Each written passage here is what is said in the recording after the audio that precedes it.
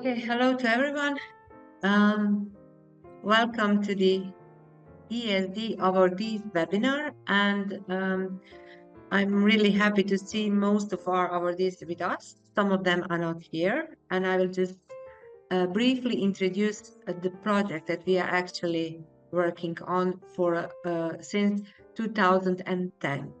So, as you all are aware that each year World OMEP announced the call for the ESD Projects Awards. And currently, Education for Sustainable Development Award call is outside. So I do hope that you will support or enhance people around you to join us with this. Today we will have three presentations. Three groups of winners actually prepared their presentations so they can spread a news about their projects. And I will, anyway, I will just read who were the winners, just to acknowledge them and to mention who were the winners. As you all know, that OMEP is working in 5 regions, so each year we have at least one winner from the region, and we also have a student award. So I will just mention the student award. You can also enhance the prospective students of early childhood education to apply for a ESD award. So for the last year, from the North America and Caribbean region, there was a winner from Canada, and it was Sustainable Daycare, made by Luciana Deschens, Marie Soleil Cot, and Alicia Malte. From the Latin America, there was the winner is our colleague from Chile, Catalina Ignacia Sanchez Uribe, with the project A World of Cardboard. And from the Asia Pacific, we have two winners, and both of them are today with us. And it's the project from Republic of Korea, Earth Loving Clothes, and it's a project from Japan, and it's Where Does the River Get Polluted? Children's Continuous Learning from the Nature Around Them. And finally, we have also two winners from Europe, and one is John Tire Blackford with the project the Early Childhood Education for Sustainable Citizenship Award. And we will also see the presentation of Professor Tire Blackford. And another is the project from Slovenia, Clothes and Footwear Exchange during the school year 2023 to 24.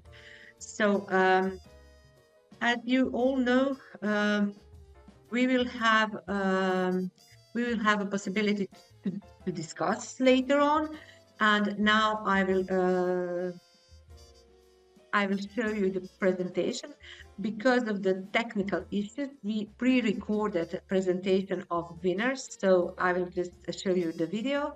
And I would just like to mention that today's webinar is recorded and will be uploaded to YouTube channel of World OMEP. So it will be available if you want to share it, if you want to see or show or have inspiration. So it will be available on the YouTube channel as it is mentioned in the pamphlet that you already get. So now is the time to share sound and everything, and I do hope that everything will be perfect after the presentation. Since we have here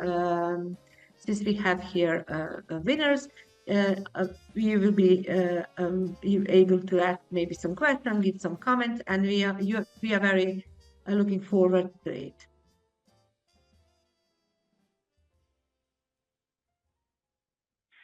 Good evening. We are teachers of National Assembly 3rd Daycare Center from Republic of Korea. These are Ho Ji-hye, Seo Ji-hye, Lee Jung-ha, and Director Shim Jung-sun, and me, Park Ha-ri. We are honored to receive such a great award and thank you for the invitation. My English is not very good, but I will do my best to present. Here was the question in the beginning. What environment will we pass on to the future generations? Our daycare center runs a program called Please Take Care of Our Green Earth. Through this program, we are taking responsibility as citizens of the earth and expanding practical participation for a sustainable future. In addition, through the Please Take Care of Our Green Earth program, children learn the values of responsibility and respect, which are essential for building a sustainable society. The Please Take Care of Our Green Earth program begins with the children's interest and is driven by their active participation. In the program, there were several activities to take care of the green earth. Then the topic, Earth-Loving Clothes, began from the children's interest on environmental issue of the cloth waste. Children's interest in clothes developed into various forms of play, such as clothes design, making your own t-shirt, accessories making, and design traditional Korean patterns from hanbok. They decided to collect used clothes to make new clothes, and they created old clothes collection box. With the active participation of parents, a full load of clothes was collected in just a few days. Children who looked at the collected clothes were very surprised. These are not old clothes. This is because the discarded clothes were so clean. They became curious about when and why people throw away their clothes. So they went out to take street interviews. And the results showed that many people throw away their clothes if they don't need them. While searching the data, they watched a documentary and they learned that the environment is seriously damaged due to the discarded clothes. Then, how can we change it? The children investigated what is fast fashion and what is slow fashion. Children decided to establish a clothing company that loves Earth, like Patagonia, which their dad wear.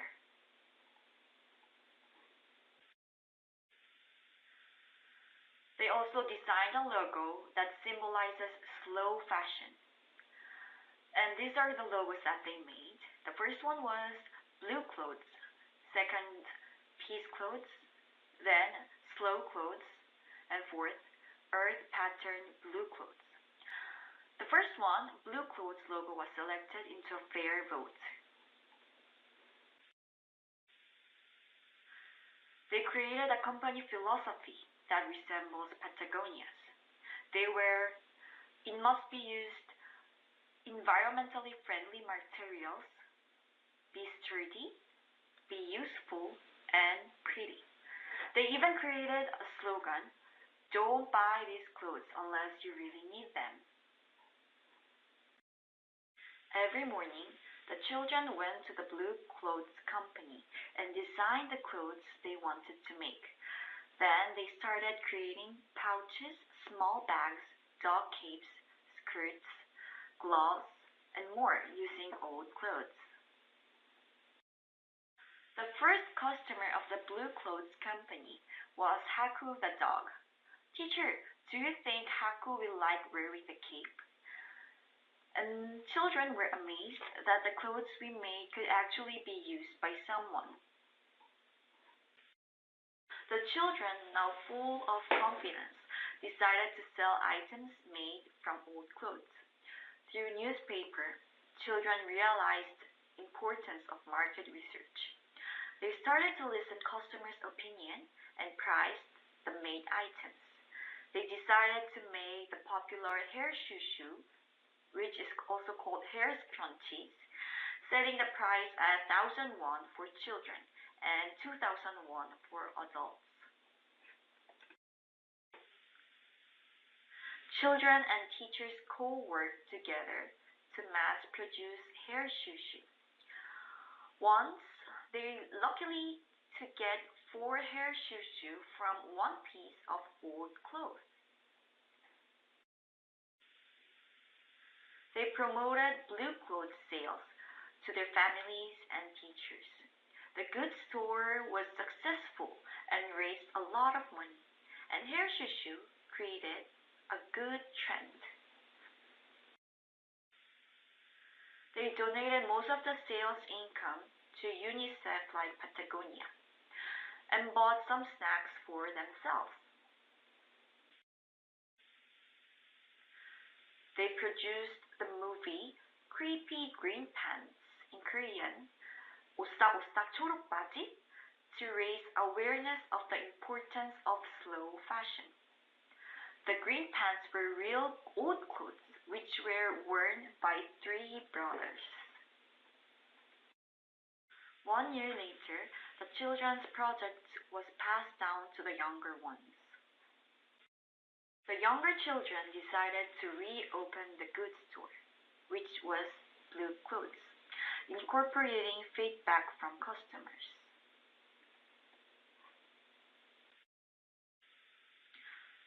The children who inherited the good company mass-produced hair shoe and a new product, pouches.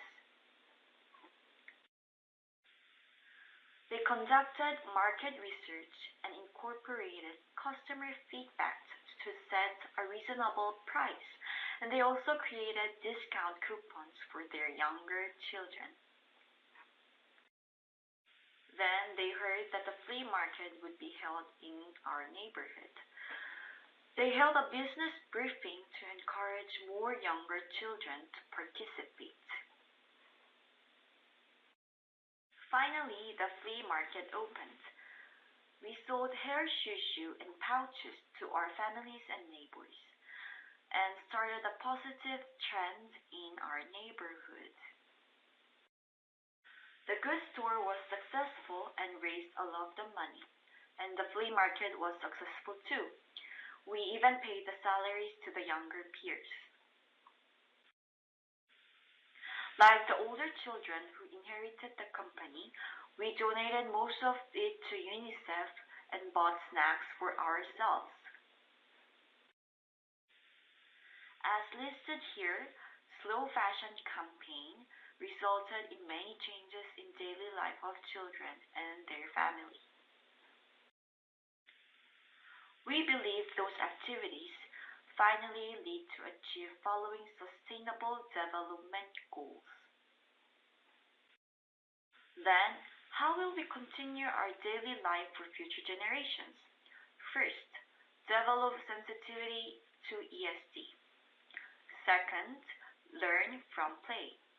Third, begin ESD in daily life.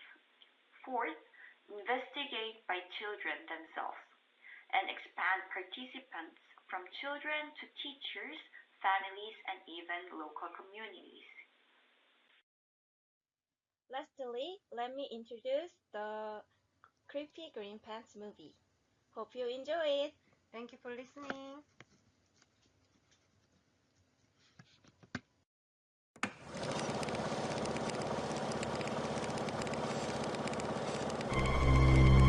오싹오싹 초록바지 착한 의자 푸른 옷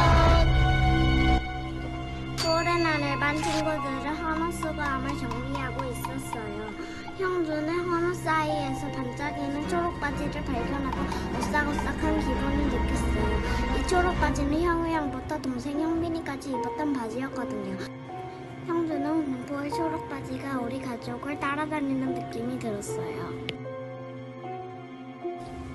형주는 입어도 사라지지 않는 공부의 초록바지를 없애버리기로 했어요.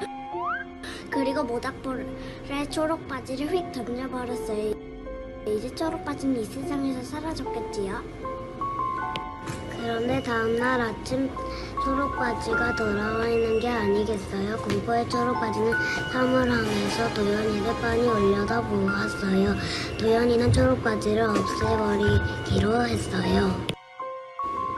도연이는 어린이집 앞 한강으로 나가 초록바지를 물속으로 던져버렸어요. 이제 초록바지는 이 세상에서 사라졌겠지요? 아마 흘러 바다 깊은 곳에서 상어 가족을 만났을지도 몰라요.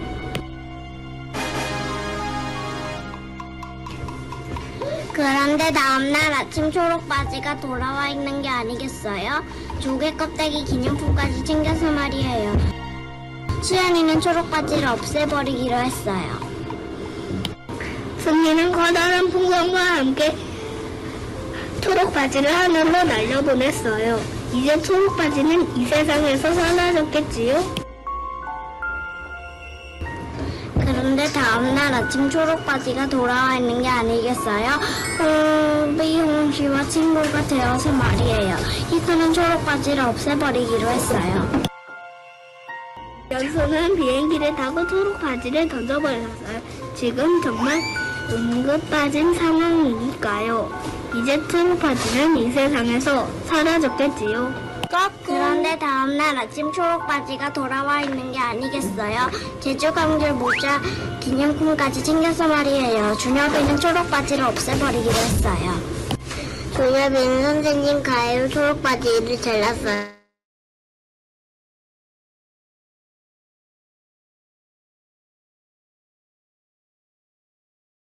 다음날 아침 초록바지가 돌아와 있는 게 아니겠어요?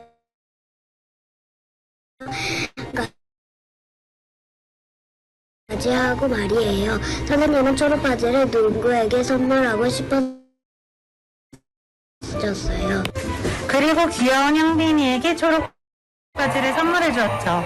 다시 돌아온 초록바지를 본 형빈이는 오싹오싹한 기분이 들었지만 조금 더 입기로 결정했답니다. 오싹오싹 초록바지는 다시 주인을 찾아 행복했답니다.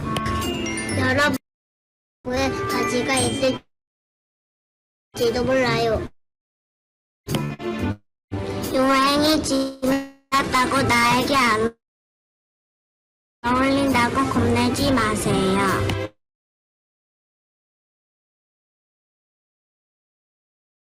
내가 용기를 낼 때 지구도 행복해진답니다. 우리가 Okay, so we have seen presentation from Korea, and I think that the winners are with us. If you want to comment something or ask something, now is the right way to do it.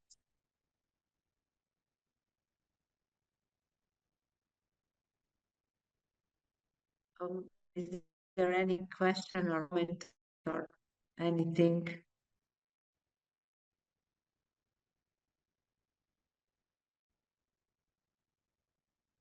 Okay, so we have clapping hands. So, well done. Thank you very much. And maybe I with your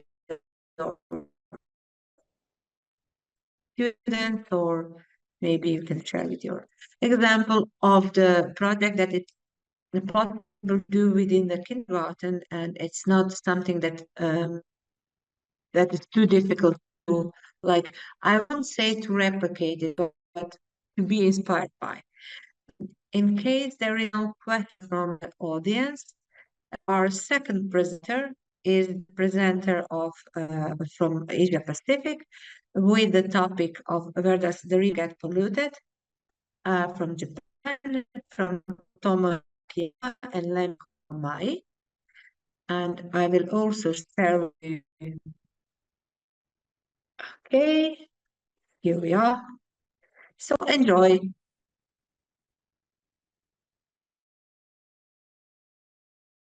And we are the presenters.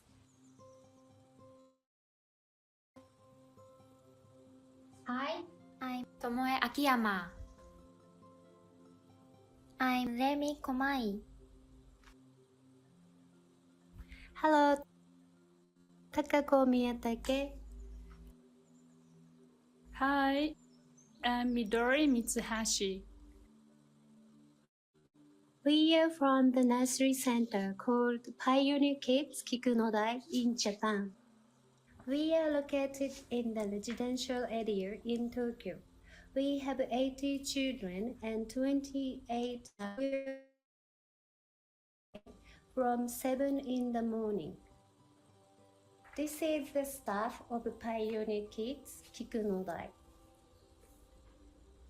We do various activities in 0 to 79-year-old I'm sorry, mixed age Adriana, group. you should Well, start we again have a because the presentation was 79-year-old not educator. on As a screen. group Sorry? member and educator. No, the presentation was not on the screen. You should start again, please. Because Okay. yes. Okay, then I will start all over again. Sorry. With the technique, you know that there is always possibility not to. Okay. Thank you, Camilla.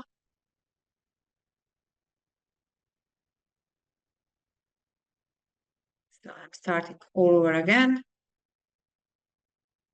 Share.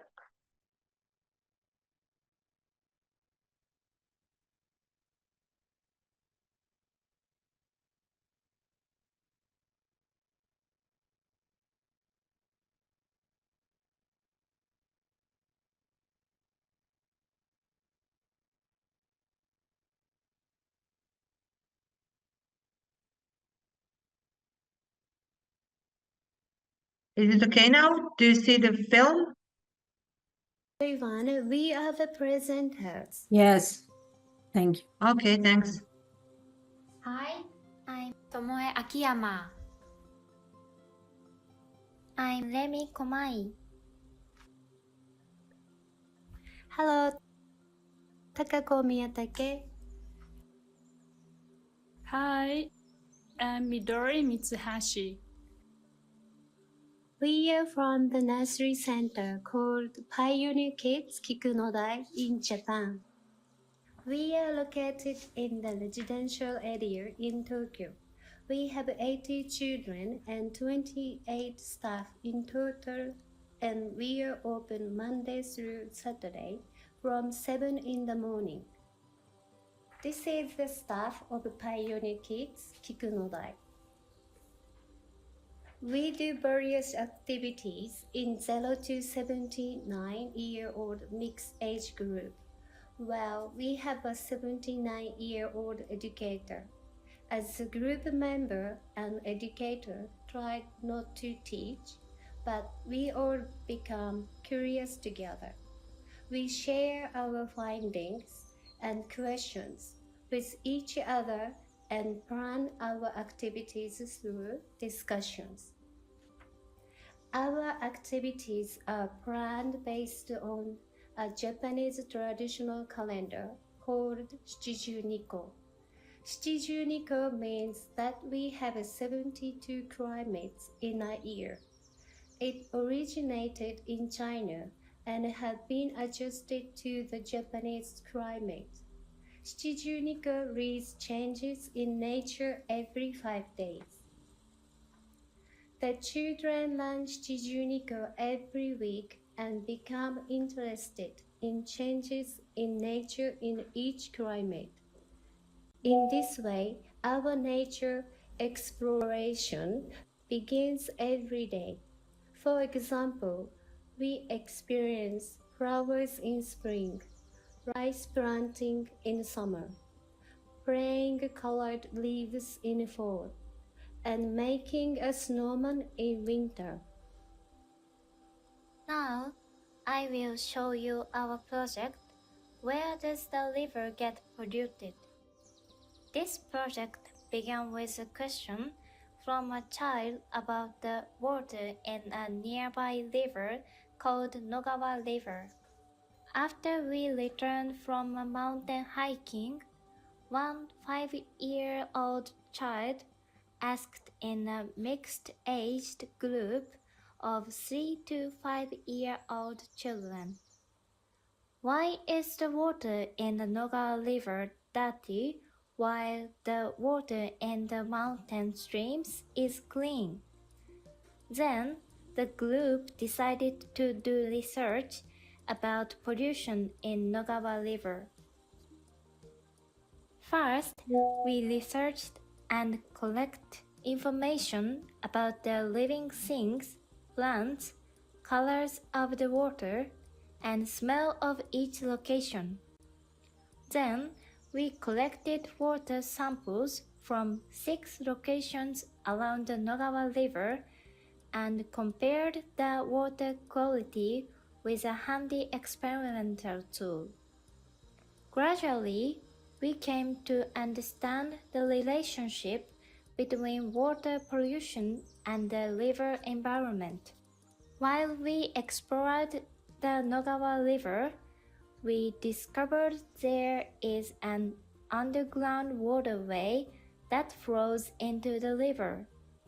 Then, the search for utility holes began. We found words sewage, rainwater, and mixed water written on the utility holes. The children understood sewage and rainwater, but they wondered what mixed water was.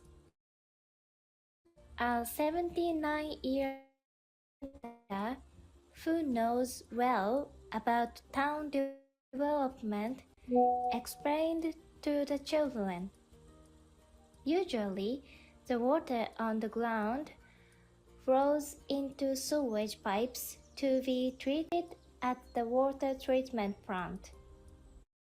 However, on days of heavy rain, the water treatment plant water from the sewage. Therefore, the rainwater mixed with sewage is discharged into rivers to prevent floods. That is mixed water." After these explorations, we discussed why rivers get polluted. Then we discovered that pollution has nothing to do with mudiness or water plants in the river, but it was domestic wastewater discharged on rainy days that causes the pollution. So we decided to ask our family to collect ideas on how to keep water clean. Based on the ideas from home, we worked in small groups to create posters to show what we can do to keep the river water clean. For example, don't throw trash in the river. Use eco-friendly detergent. Use only a little oil. Wipe off grease before washing dishes. Finally, they gave presentations to other groups and the parents to share what they had learned. After the presentation, we received comments from the parents such as, "I learned even a small thing can help prevent river pollution." My child began to talk more about water use at home, and our family became more interested as well. I want to find more ideas I can do to protect nature. By exploring the question from various angles, we gained the experience of solving the question ourselves. We began to see the pollution of the river as our own problem. By asking ideas from home, the parents participated in solving the problem together. The awareness that we can do something to protect the environment will be passed on to the younger friends. Through this project, the children began to realize that they are part of the ecology. Then they began to realize that they can take actions and change the values of adults around them and the world around them. Here is the theoretical overview of this project. The educators responded well to children's desire to explore in nature. The children gradually came to understand the ecological relationships and human impacts on nature. Based on this ecological understanding, they started to think what they can do to make their environment better. By carefully listening to the children's voice, the educators realized their initiatives to take actions. This is what we can call ecological democracy for children. With this approach, we believe we will be able to move toward a sustainable future together. We will continue to work together with the children as pioneers. Thank you. arigato.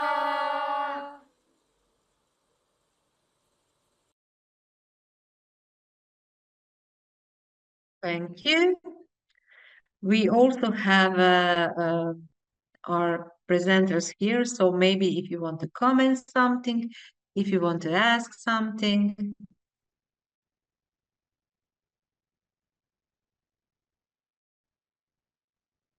Maybe encourage them.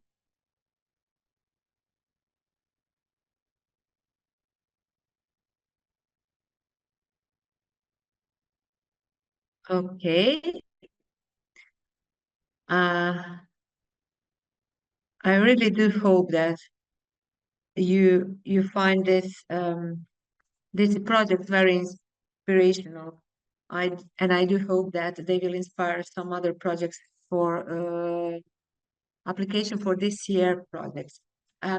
Before we go to another presentation, I would just like to remind you that if you will be chosen as one of the winners of the ESD awards, then you will have chance to share your project with the whole community in Bologna. So we are looking forward to see you there, because from 14th of July there will be a World Assembly and World Assembly and World Conference in Bologna. So you are very welcome. We extended abstract submission up to the end of this month, I think 28th of March. So you still has a chance to make application and to join us in discussion about early childhood education in Bologna. And our last presentation today will be a presentation from Professor Cyril Blatchford. It's somehow, I would say, a summary of many activities that were done within the ESD in UK and with the professors' work. So I will try to share it again. So let me see how it will work. We have some comments in thank you, Camilla, you are sharing the call and you are sharing everything. So and thank you, Daniel, for the support. So, okay, that will be it. And here we are. I think you can see. The first thing to be said about the award scheme is it's very much an OMEP international product originally. It was developed within the United Nations Decade for Education for Sustainable Development. And at that time, OMEP in 10 countries got together to review sustainable development education in the preschools, and also to create a rating scale so that we could evaluate the curriculum development that was actually taking place in each of those countries. Now that research was published in 2016, and since then the work on the award has been to operationalize that rating scale into a checklist that preschools could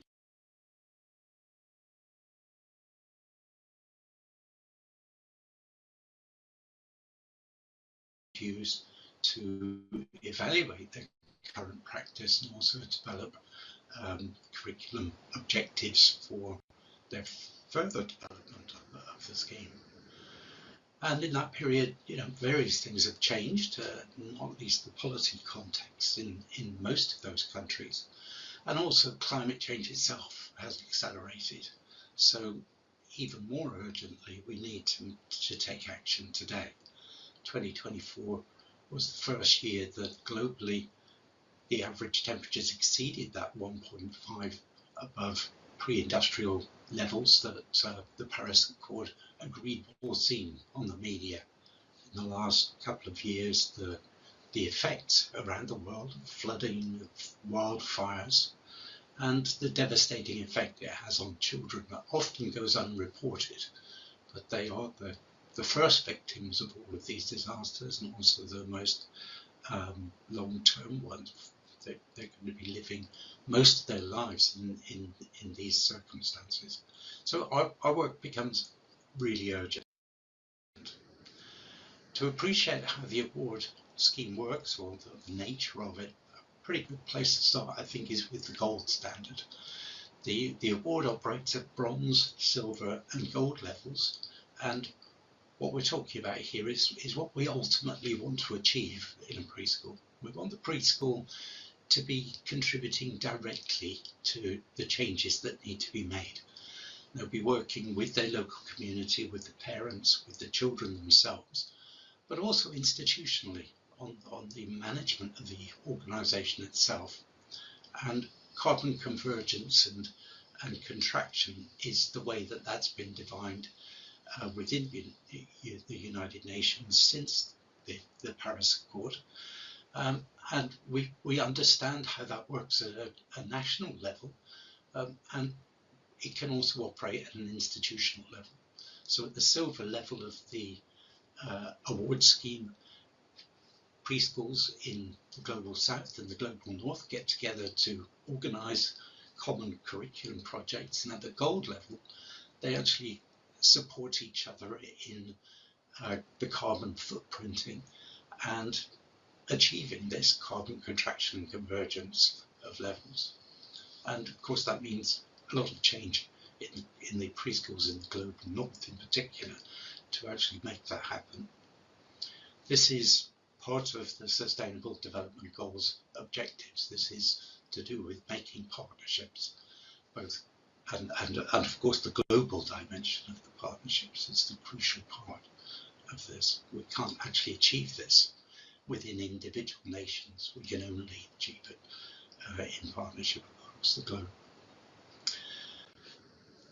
The other model I want to use here to explain the overall strategy is I'm adapting a device introduced by Matty and Walls a couple of years ago, what they call the sustainability flower model. And it really puts at the center, it helps emphasize the importance of inclusivity and leadership. We need to distribute leadership across the community to achieve sustainable development in practice within the institution.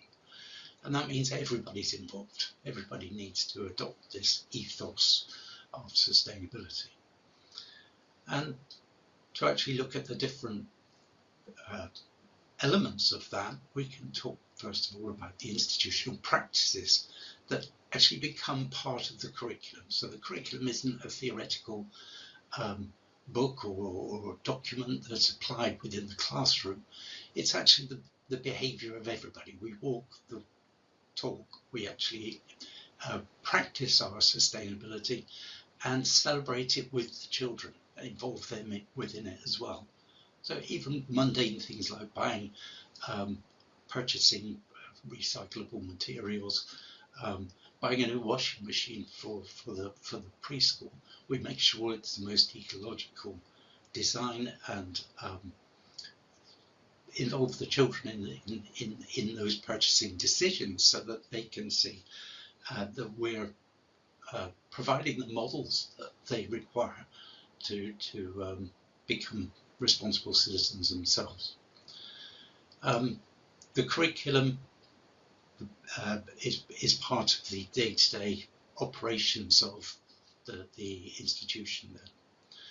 As far as pedagogy is concerned, we're talking about early childhood, so we need to make it child-centered. It needs to be play responsive, and the curriculum itself will be co-constructed between the child and the adult. It'll take up their interests but develop them in the direction of sustainable outcomes. In practice, of course, that means that training is crucially important. Every practitioner needs to be, their job description needs to include sustainability. Their objectives on a day-to-day basis will be sustainable. And the community has a big part to play in this. The home learning environment has greater influence on every child in early childhood than the preschool. So in developing this work in partnership with parents, we're acknowledging the fact that that's going to be the most effective way forward. I've mentioned the Greening Educational Partnership that UNESCO has developed over recent years. And a key part of that is to develop quality standards for green schools. So it defines green schools in very much the way that I've just outlined as institutions that are at the centre of developing education for sustainable development, not just in the school, but in the home and the wider community as well. So that whole institutional approach is central to it, but also to monitor the progress towards the greening of all schools. So it's established a minimum standards for green school practice, and the OMEP award has become aligned with that, so that they can monitor the progress.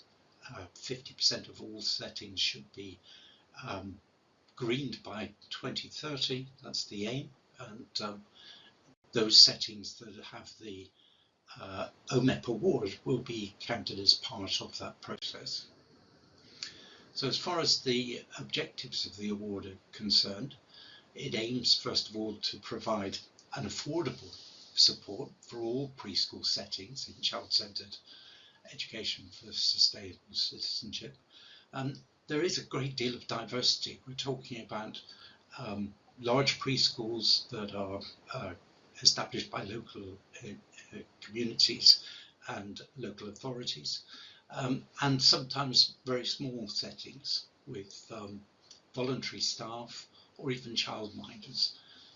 The award scheme is designed to operate at all those levels, and crucially to support partnerships with parents, so taking on board the home learning environment and the influence that activities outside of the preschool will have on the child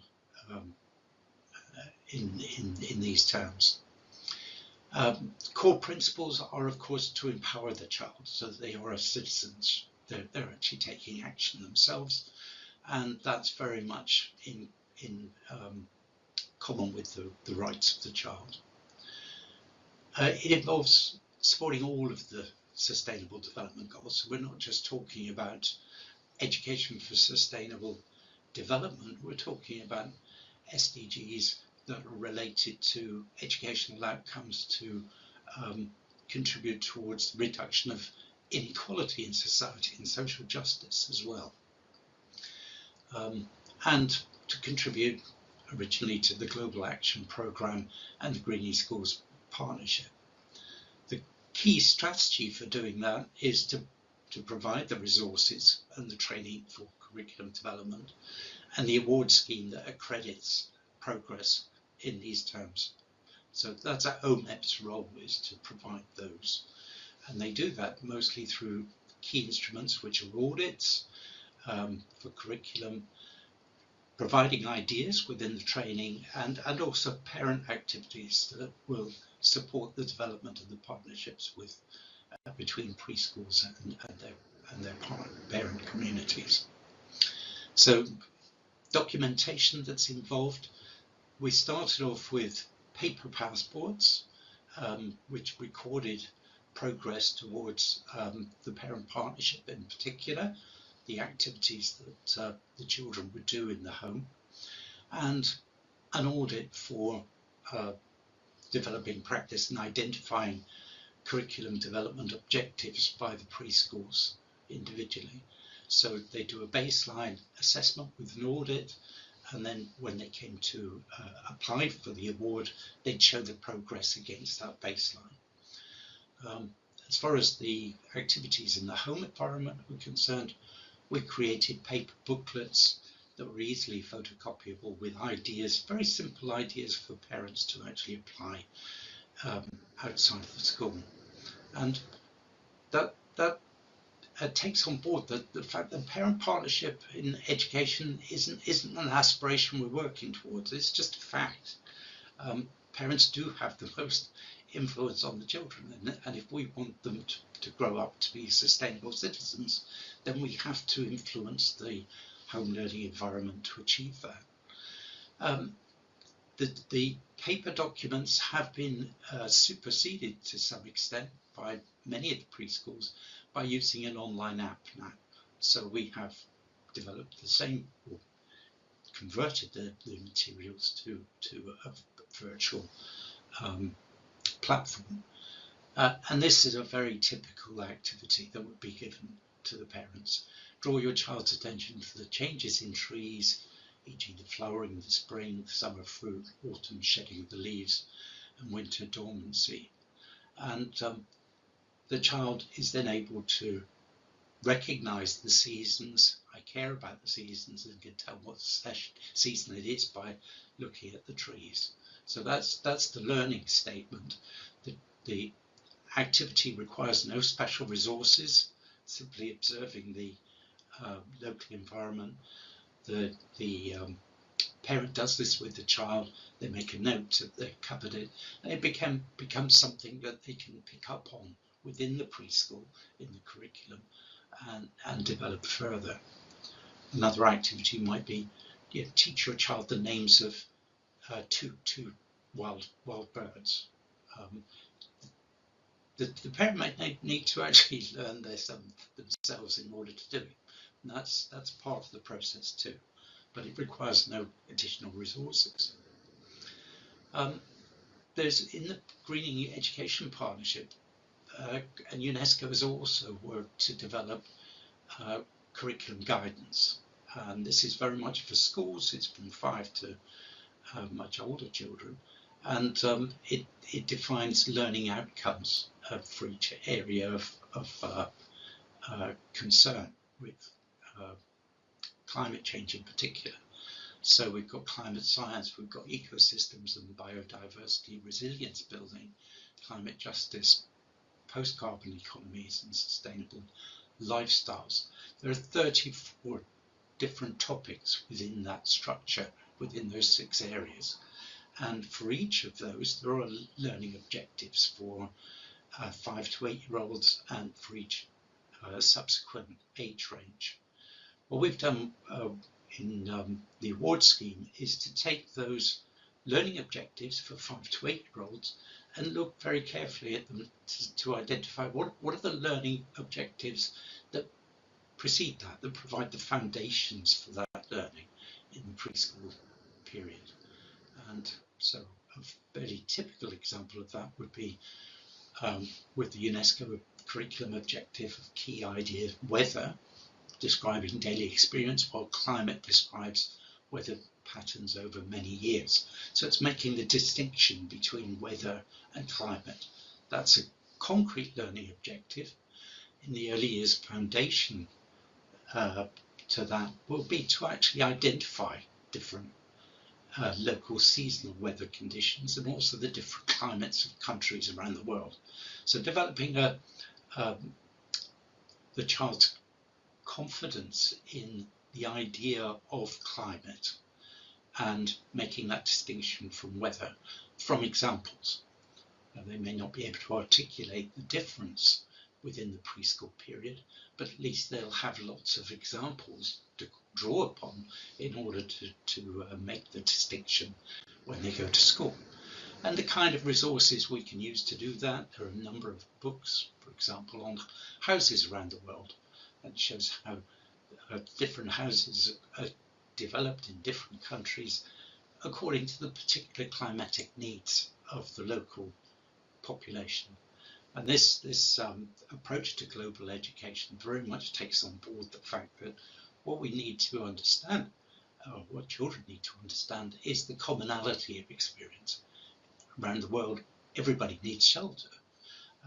They all need that for different weather conditions, different climatic conditions, and those contexts, they're very clever solutions that are made in different national contexts to solve that problem.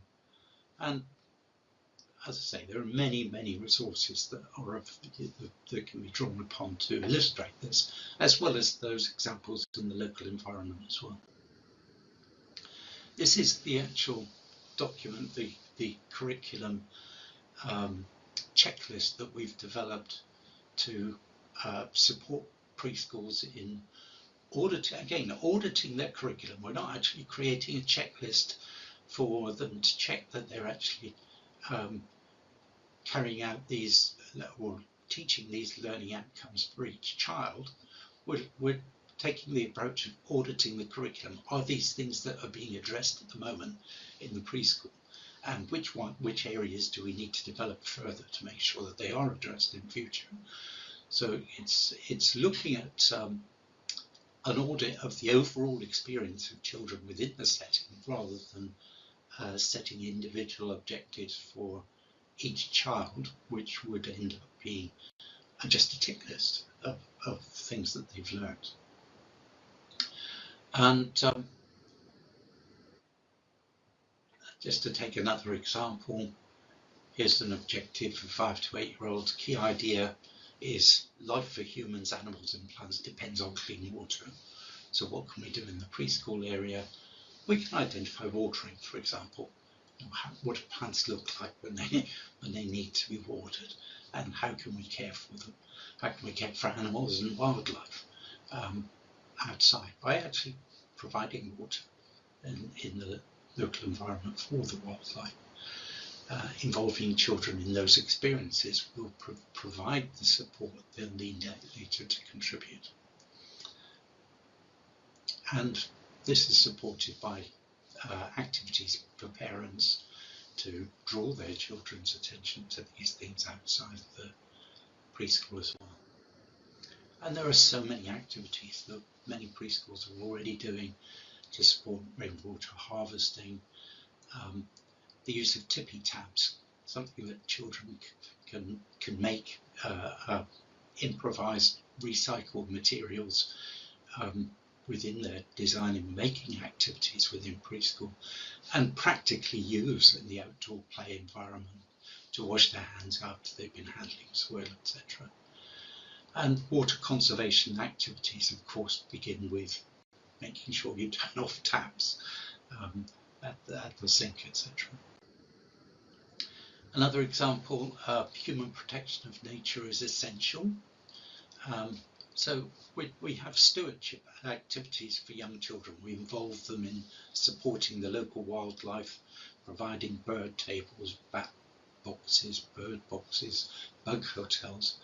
This is routinely done in many preschools now, and this is just a matter of checking that we've included these things. They can be developed a long way.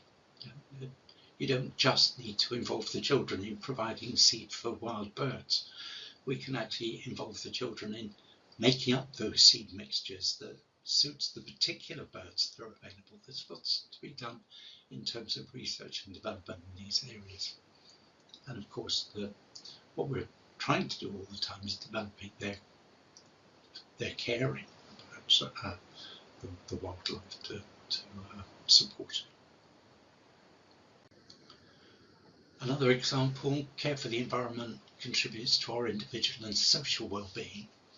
So just celebrating the actions of the preschool, the local, the national and international community.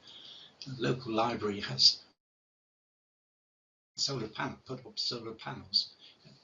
Draw this to the children's attention. Encourage them to see themselves and their parents as contributing in this way to climate change mitigation. And all of these changes, the introduction of cycle lanes, new designs for buildings that are more responsive to climatic conditions. All of these developments can be part of the curriculum. One more example here, different forms of transportation that are more sustainable. So the children can be involved in perhaps tallying the forms of transport that are used by the children and the staff, and identify more sustainable alternatives, car sharing, use of walking or cycling, etc., as opposed to cars. And in many settings, this work, it develops children's literacy, their numeracy. It's an integrated approach to sustainability, not as a bolt-on extra to the curriculum, but something that is integral to all the other objectives that we take. Okay, so the scheme is available at these 3 levels, as I explained. Bronze is very much the introduction. Silver is setting up some of the structural conditions for achieving the gold award. And parents, preschools may be invited to be involved in this. They can contact their local national OMEP committee or World OMEP and ask them for further information on the scheme. We'll at the local and national government representatives can find support in the same way, and we're very happy to promote the award in your area and help you develop it to be more appropriate for your local context as well. These resources are available for sharing, and please contact us at OMEP World Organization. Follow the Where We Work tab to get your local contact details. As far as OMEP national committees are concerned, please do join the UNESCO Greening Schools Partnership and become involved in the accreditation scheme, even before your preschools perhaps are ready to apply for the award themselves. You can get involved and you can start looking at some of the awards that we're awarding in other countries. Do please contact the VP for Europe to get more information on that. And the accreditation board obviously has to include everyone, every nation that is applying the award, but I really want to emphasize the more people involved at an early stage, I think the better the award will become, the more we can develop it responsive to everyone's needs.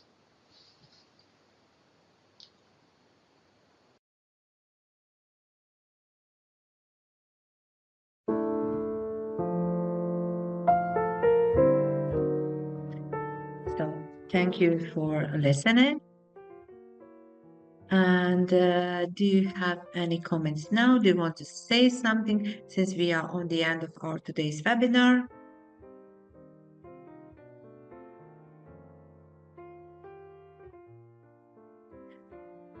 If not, then I will close this today's session and I will kindly ask you to find maybe projects from your environment that can be applied for an ESD award, and of course follow OMEP World pages, social media pages, just to be informed about many different nice things that are and important things that we as OMEP do for early childhood education. Goodbye.